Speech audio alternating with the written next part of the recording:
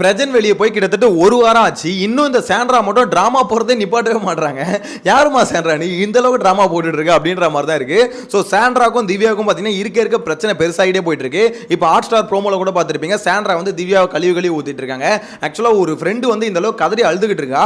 அந்த சமயத்தில் வந்து துணி எடுன்னு சொல்றா, இவெல்லாம் ஒரு ஆளா அப்படின்ற மாதிரி பார்த்தீங்கன்னா திவ்யா வந்து திட்டுறாங்க. நெக்ஸ்ட் இன்னொரு விஷயமும் சொல்றாங்க, இந்த மாதிரி வந்து நாமினேஷன்ல ஆக்சுவலாக வெளியே போகும்போது எவிக்ஷன் டைம்ல சாண்ட்ரா வெளியே போவான்னு நினைக்கிறேன் அப்படின்ற மாதிரி விஜய் சேதுபதி கிட்ட சொல்றானா, அப்ப உள்ளுக்குள்ள உனக்கு அவ்வளவு இருந்திருக்குல அப்படின்ற மாதிரி சாண்ட்ரா சொல்றாங்க. ஏமா சாண்ட்ரா, அதாவது இங்க ஆல்ரெடி ஒரு சக்காலத்தி சண்டை போகுது. எப்படின்னா அரோரா, பார்வதி, அதுக்கடுத்து கமுருதினி, இவங்க 3 பேருக்குள்ள பாத்தீங்கன்னா ஒரு சக்காலத்தி சண்டை பெருசா போயிட்டு இருக்கு.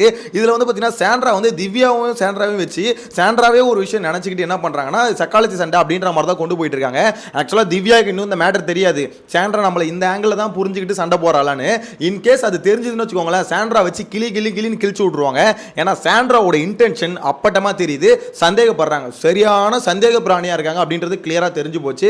விஜய் சேதுபதி சார் பார்த்து, அதாவது என்னதான் உங்க ஃப்ரெண்டோட ஒய்ஃபா இருக்கலாம், ஆனா அதுக்குன்னு பாத்தீங்கன்னா சாண்ட்ரா வந்து ஒரு விஷயத்தை தப்பா புரிஞ்சுக்கிட்டு ஒரு விஷயம் ப்ரொஜெக்ட் பண்றது கூட பிரச்சனை இல்லை, அது வந்து அவங்க கேமா இருக்கட்டும் என்ன வேணா இருக்கட்டும், ஆனா இந்த மாதிரி டிராமா பண்றத கொஞ்சம் நிப்பாட்ட சொல்லுங்க சார், முடியல சார் அப்படின்ற மாதிரி தான் இருக்கு. இன்னொன்னு அவங்க ஃபேமிலிக்குள்ளேயே ஒரு பெரிய பிரச்சனையை கிரியேட் பண்ணும். ஏன்னா சாண்ட்ரா வந்து பாத்தீங்கன்னா இங்க திவ்யாவை குறை சொல்றது மட்டும் இல்லாம அவங்க பிரச்சனையே சந்தேகப்படுறாங்க. கிட்டத்தட்ட 19 வருஷம் லவ். நான் கூட சொன்னேன், அவங்க வெளியே போகும்போது அலுவலகத்தெல்லாம் பார்த்துட்டு என்னப்பா பயங்கரமான லவ் தான் போல, உண்மையில அவங்களுக்குள்ள அவ்வளோ ஒரு ஃபீலிங் இருக்கு அப்படின்ற மாதிரி சொன்னேன். ஆனா உண்மை என்ன தெரியுமா, அவ்வளோ லவ் இருக்க இடத்துல இது பொசசிவ்னஸ்னு கூட சொல்ல முடியாது, பயங்கரமாக சந்தேகப்படுறாங்க. ஆக்சுவலாக அங்கே ஒன்றுமே நடக்கல, ஏதாவது ஒன்று நடந்திருந்தா கூட இவங்க சந்தேகப்படுறது நியாயம் இருக்குது. அண்ணன் தங்கச்சி அப்படின்ற மாதிரி தான் பேசிக்கிட்டு இருக்காங்க.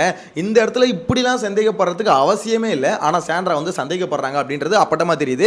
அவங்க சொல்கிற காரணம்லாம் இருக்குல்ல, அதாவது துணி எடுத்து வை அப்படின்ற மாதிரி திவ்யா சொன்னான்னு சொல்கிறாங்களே அந்த காரணமாகட்டும், நாமினேஷன் வந்து சாண்ட்ரா தான் வெளியே போகணும், அப்போ உனக்குள்ள அவளை இருந்திருக்கல அப்படின்ற மாதிரி சொல்கிறாங்களே இந்த காரணமாகட்டும், இதெல்லாம் சப்பக்கட்டு. சாண்ட்ராவை பொறுத்த வரைக்கும் அவங்களுக்கு என்ன கோவம் அப்படின்றது இப்போ வரைக்கும் திவ்யா கிட்ட அவங்க சொல்லவே இல்லை. இந்த இடத்துல பார்வதி என்ன சொல்கிறாங்க, ஒரு தடவை பேசி பாருங்களேன் அப்படின்ற மாதிரி சொல்றாங்க. அவ கூடலாம் பேசவே கூடாது அப்படின்ற மாதிரி சொல்றாங்க. அப்படி என்ன ஒண்ணு பண்ணிட்டாங்க எனக்கு ஒண்ணுமே புரியல. அப்படி என்ன ஒண்ணு பண்ணிட்டாங்க இந்த இடத்துல பாத்தீங்கன்னா திவ்யாக்கு சப்போர்ட் பண்றதுக்கோசம் இந்த வீடியோ இல்ல. ஆக்சுவலா விஷயம் என்னன்னா, உனக்கு திவ்யா உண்மையிலே பிடிக்கலனா நீ பிடிக்கலன்னு டைரக்டா சொல்லிடலாம். இன்னைக்கு வரைக்கும் பாத்தீங்கன்னா திவ்யா கிட்ட போயிட்டு திவ்யா உனக்கு அதாவது உன் கூட எனக்கு பேச விருப்பம் இல்லை, தயவு செஞ்சு என்கிட்ட பேசாத அப்படின்ற மாதிரி சொல்றதுக்கு தைரியம் இல்லை. அதாவது ஏதாவது ஒரு காரணம் சொல்லி அவாய்ட் பண்ணிக்கிட்டே இருப்பாங்களாம். இருந்தாலும் திவ்யா வந்து இவங்க கிட்ட கெஞ்சிக்கிட்டே இருக்கணுமா. எனக்கு தெரிஞ்சு திவ்யா பண்ணதான் கரெக்ட். நீ என்ன அவ்வளவு பெரிய ஆளு உங்ககிட்ட வந்து கெஞ்சிக்கிட்டே இருக்கணும், உன்னை விட்டு நான் தள்ளி போறேன் அப்படின்ற மாதிரி ஃபுல்லா அவங்க தள்ளி போயிட்டாங்க.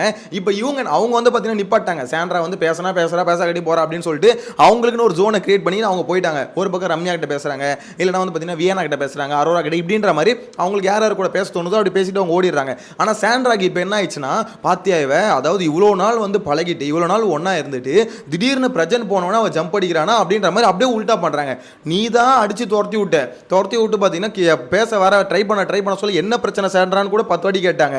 அப்பயாவது சொல்லியிருக்கலாம், ஏமா நான் உன்னை சந்தேகப்படுறேன், என் புருஷன் வந்து எப்படி சொல்றது, என் புருஷனையும் உன்னைய வச்சு சந்தேகப்படுறேன் அப்படின்னு சொல்லியிருக்கலாம். சரி, அதை கூட சொல்ல முடியா, உன் கூட பேச எனக்கு விருப்பம் இல்லைம்மா, அதாவது நீ இந்த மாதிரிலாம் பண்ணிட்ட, நீ பண்ண சில விஷயம் எனக்கு பிடிக்கல, அதனால உங்க கூட பேச விருப்பம் இல்லை அப்படின்ற மாதிரி டேரக்டாக சொல்லியிருக்கலாம். இது ரெண்டுமே சொல்லாமல் ஒரு மாதிரி எப்போ வந்து சாண்ட்ரா ஓகே தான் என்ன இப்போ அப்படின்ற மாதிரி பார்த்தீங்கன்னா நெக்கில் ஒரு மாதிரி ஆட்டிடியூடில் வந்து சொல்லிட்டு அதுக்கப்புறம் அவங்க அவாய்ட் பண்ணி சரி ஓகே இது அவாய்ட் பண்ணுறான்னு தெரிஞ்சதுக்கப்புறம் திவ்யா போயிட்டாங்க.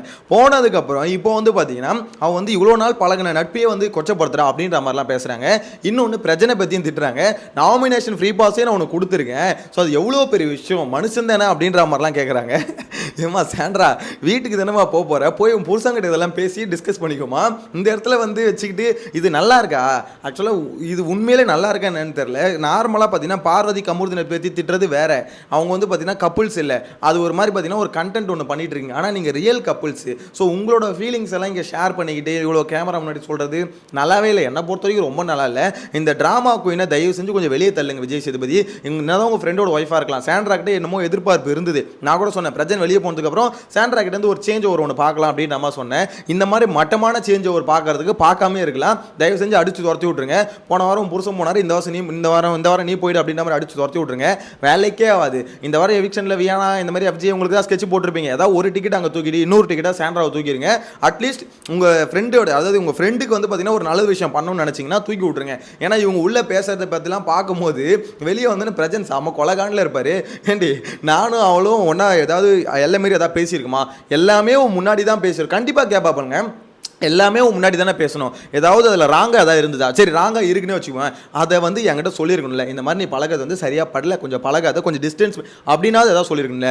வர வரைக்கும் ஒன்று கூட சொல்ல. நான் வெளியே வந்ததுக்கப்புறம் நீயா ஒன்று இமேஜின் பண்ணி வச்சுட்டு இருந்ததை நீயா புரிஞ்சுக்கிட்ட. ஆக்சுவலாக இப்போ சாண்ட்ரா பொறுத்த என்ன நினச்சிட்டு இருக்காங்கன்னா, அவங்க திவ்யான்னு சொன்னாங்களே இந்த வாரம் யார் எவிக்ட் ஆக போகிறது அப்படின்ற மாதிரி விஜய் சேதுபதி கடைசியாக பார்த்தீங்கன்னா பிரஜன், சாண்ட்ரா, எஃப்ஜே 3 பேர் இருக்கும்போது கேள்வி கேட்டார். ஸோ அந்த கேள்வியில் வந்து திவ்யா என்ன சொல்லியிருப்பாங்கன்னா, எஃப்ஜேவும் பிரஜனும் தப்பிச்சிருவாங்க, சாண்ட்ரா வெளியே போயிடுவாங்கன்னு சொல்லியிருப்பாங்க. ஸோ அவங்கள பொறுத்தவரைக்கும் என்ன மைண்ட் செட்டில் இருக்காங்கன்னா, நான் வெளியே போயிட்டுனா அவளுக்கு ஜாலியாக இருந்திருக்கும், என் புருஷன் உள்ளே இருந்திருப்பாரு. அதாவது சாண்ட்ரா வந்து அவங்க புருஷன் வந்து பார்த்தீங்கன்னா அப்படியே மன்மதன் அப்படின்ற மாதிரி நினச்சிட்டு இருக்காங்க. எல்லாருமே அவங்க புருஷனை வந்து வளைச்சு போட்ட ட்ரை பண்ணுறாங்க அப்படின்னு நம்ம நினச்சிட்டு இருக்காங்க. ஏமா சாண்ட்ரா நீ பண்ணுறதுல தேவையில்லாமல் வெளியே போன பிரச்சனை திட்ட வேண்டியதாக இருக்குமா, ஏதாவது சொல்கிற போகிறோம். அதாவது உனக்கு ரொம்ப ரொம்ப ஹை, அதாவது நினைக்கிற தப்பு இல்லை. என்னதான் உங்கள் ஹஸ்பண்டு நீங்கள் நினைக்கிறீங்க அவர் ஹையாக நினைக்கிறீங்க, ஓகே. ஆனால் எல்லாருமே அவரை தான் டார்கெட் பண்ணுறாங்க அப்படின்னா என்ன ஒன்றுமே புரியலையே. அவர் அப்படிப்பட்ட ஆளா, அப்பேற்பட்ட ஆளா அப்படின்ற மாதிரி தான் கேட்க தோணுது. உண்மையிலே எச்ச பிஹேவியர்னு சொல்லுவாங்களே, அதை தான் பார்த்தீங்கன்னா சாண்ட்ரா பண்ணுறாங்க. இதில் வேற மற்றவங்க பிஹேவியரை பற்றியும் குறை சொல்கிறாங்க. இது என்ன மாதிரி பிஹேவியர் இது அப்படின்ற மாதிரி அவங்க குறை சொல்கிறாங்க. நீங்கள் பண்ணுறீங்களே அது எவ்வளோ கேவலமான பிஹேவியர். இந்த இடத்துல பார்வதி வந்து பார்த்தீங்கன்னா இதுக்கு முன்னாடிலாம் பார்த்தீங்கன்னா பயங்கரமாக ஏற்றி விட்டுட்டு இருந்தாங்க. இப்போ என்ன சொல்கிறாங்க, போய் பேசி பாருங்களேன் அப்படின்ற மாதிரி சொல்கிறாங்க. என்ன பொறுத்த வரைக்கும் பார்வதி கிளியராக சொல்லலாம். இங்கே வந்து திவ்யா வந்து கிளியராக பார்வதிக்கிட்டே எக்ஸ்பிளைன் பண்ணிட்டாங்க. இந்த பார்வதி கேட்டாங்க இந்த மாதிரி பேச வேண்டியது தானே சாண்ட்ரா, நான் 1க்கு 2 தடவை போய் கேட்டேன், பேசிட்டேன், அவள் வந்து அவாய்ட் பண்ணுறா, திருப்பி நான் எப்படி போய் பேச முடியும் அப்படின்ற மாதிரி சொல்லிட்டாங்க. சாண்ட்ரா வந்து அவாய்ட் பண்ணி அமைச்சது அவங்க தான். ஆனால் அவங்கள பொறுத்தவரைக்கும் திருப்பி வந்து கெஞ்சிக்கிட்டே இருக்கணுமா. அது திருப்பி ஓகே நான் அந்த கோவத்தில் இருப்பேன், அப்படி தான் பேசுவேன், எனக்கு பிடிக்கல, அவள் பண்ணது பிடிக்கல, அதனால தான் அப்படி பண்ணுறேன் அப்படி. என்ன பொறுத்த வரைக்கும் இதெல்லாம் சரியான சப்பக்கட்டு. பயங்கரமாக வந்து பார்த்தீங்கன்னா மற்றவங்க கிட்ட ஒரு காரணத்தை சொல்லிட்டு உள்ளுக்குள்ள ஒரு காரணத்தை வச்சுக்கிறேன். அந்த காரணம் ஒரு சில சமயத்தில் வெளியே வந்துச்சு. அதாவது எப்படி சொல்றது, விஜய் பார்வதி கிட்ட உட்காந்து பேசும்போதெல்லாம் மேட்டர் வெளியே வந்துச்சு. அவங்கள பொறுத்த வரைக்கும் இந்த மாதிரி பிரச்சனை வந்து திவ்யாவுக்கு ஐஸ்கிரீம் ஓட்டினது, அதாவது திவ்யாவுக்கு ஒன்றுனா போய் கேர் பண்ணார் பார்த்தீங்களா, அங்கே தான் பிரச்சனை ஆரம்பிச்சிருக்கு. ஏன்னா திவ்யா வந்து ஐஸ்கிரீம் அப்படின்ற மாதிரி கேட்டோன்னா போய் கொடுத்துருப்பாரு. பொண்டாட்டி பக்கத்தில் வச்சு தாங்க கொடுத்தாரு அந்த மனுஷன். இத்தனைக்கு தனியாக சீக்கிரட்டாக எடுத்துகிட்டு போய் கொடுக்கல. அதுக்கடுத்து நெக்ஸ்ட் வந்து பார்த்தீங்கன்னா திவ்யா வந்து பார்த்தீங்கன்னா சேடாக இருக்கும்போது பக்கத்தில் உட்காந்து ஓகே என்னவா அப்படின்ற மாதிரிலாம் பேசியிருப்பாரு. அந்த சமயத்துலாம் பார்த்தீங்கன்னா சாண்ட்ரா சில சமயம் பக்கத்தில் இருப்பாங்க, சில சமயம் தள்ளி இருப்பாங்க.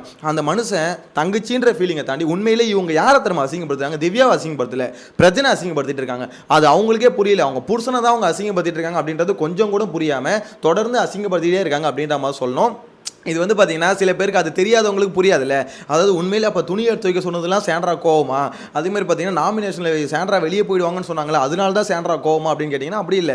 அவங்களோட மைண்ட் செட் எப்படின்னா, நம்ம அதாவது திவ்யா எப்படி நினச்சிட்டு இருக்காங்கன்னா சாண்ட்ரா வெளியே துரத்தி விட்டுணும், அப்புறம் பிரஜன் கூட நம்ம ஜாலியாக இருக்கணும் அப்படின்றத சாண்ட்ரா வந்து திவ்யா இப்படி தான் நினச்சிக்கிட்டு இருக்காங்கன்னு சாண்ட்ரா நினச்சிக்கிட்டு இருக்காங்க. ஸோ இதான் எனக்கு தெரிஞ்சு இந்த இன்ஃபர்மேஷன் மட்டும் திவ்யாவுக்கு எப்படியா தெரியணும்.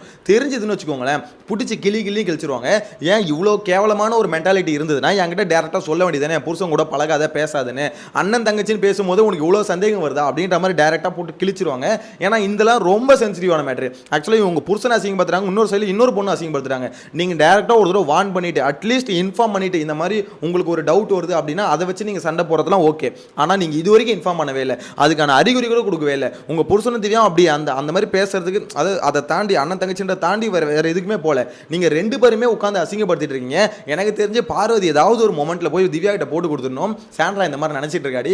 ஆக்சுவலாக கொஞ்சம் உனக்கும் பிரச்சனைக்கும் பார்த்தீங்கன்னா கொஞ்சம் நீங்கள் 2 பேர் பேசுறதை பார்த்து பாசிட்டிவ் ஆகிட்டா, அதனால தான் அப்படிலாம் பண்ணுறேன் அப்படின்னு நம்ம நினச்சிட்டு இருக்கான்னு சொல்லிட்டு போட்டு கொடுக்கணும். அதுக்கப்புறம் தான் உண்மையான கச்சேரி வீட்டுக்குள்ளே காத்துக்கிட்டு இருக்கு.